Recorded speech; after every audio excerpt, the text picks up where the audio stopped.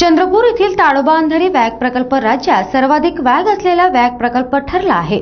या व्याघ्र प्रकल्पात काही पट्टेदार व्याघ्र त्यांच्या टोपण नावांनी प्रसिद्ध आहेत। शिवाजी कॅटरीना सर्किट, एडान्ना, गब्बर आणि अमिताभ नावाचे पट्टेदार वाघ पर्यटकांच्या आकर्षणाचे केंद्रबिंदू बनले आहे। ताडोबा अंधारी व्याघ्र प्रकल्प हे केवळ देशात नव्हे तर आंतरराष्ट्रीय पातळीवर पट्टेदार वाघामुळे प्रसिद्ध झाला आहे। 3 वर्षात वाघाच्या संख्येत लक्षणीय वाढ झाली आहे। कोअर आणि बंफर झोनमध्ये 88 वाघाची नोंद झाली आहे। या वाघासोबत बछड्यांची संख्याही मोठ्या प्रमाणात वाढली आहे। त्यामुळे ताडोबा व्याघ्र प्रकल्प केवळ देशात नव्हे तर आंतरराष्ट्रीय पर्यटकांच्या आकर्षणाचा केंद्र बनले आहे। या पट्टेदार वाघामध्ये काही वाघ तर प्रसिद्ध झाले आहेत।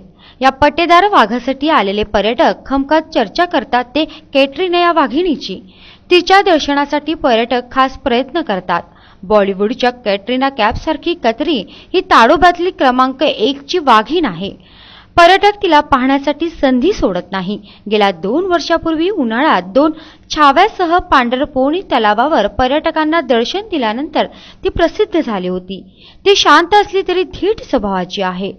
दुसरा पट्टेदार म्हणजे शिवाजी आहे। शिवाजीचे वैशिष्ट्य म्हणजे त्यांच्या जाड्या भरड्या लांबलचक मिशा, मोठे डोळे आणि लांबलचक शरीर।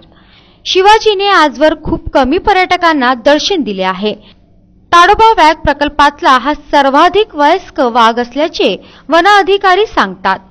कोळसाच्या जंगलातील त्यांची डरकाळी भीतीदायक असली तरी मात्र त्यांची एक झलक पाहण्यासाठी पर्यटक उत्साहित असतात। त्यामुळे कोळशांच्या जंगलात त्यांची भ्रमंती सुरू असते। सर्किट आणि एडा अन्ना या 2 टोपण नावाचे वाघही ताडोबा वनपरिक्षेत्रात आहेत। एडा अन्ना याला किंग ऑफ दी ताडोबा असं म्हटलं जातं। ताडोबा तो सदैव भ्रमंतीवर असतो। यासोबत ताडोबात गब्बर आणि अमिताभ नावाचे पट्टेदार वाघही आहेत।